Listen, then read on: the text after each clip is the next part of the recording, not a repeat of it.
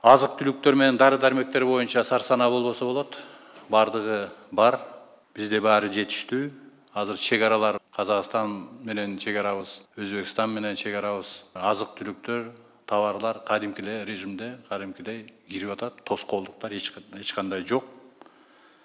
Мындан тышкары мына жакында биз 10 000 тоннаны мамлекеттик резервден чечим чыгардык. Анын ичинде 5 000-ын азыр бүт республика боюнча социалдык муктаждыгы бар.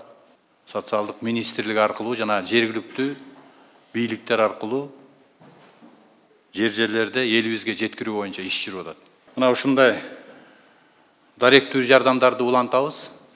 Мындан тышкары ар кандай оор жагдайга кабылган жарандарыбызга азык түлүк жагынан, дары дармек жагынан дагы жардам берүү боюнча бүт республика боюнча жарандарыбыз, ишкерлерибиз колдоого алып атат.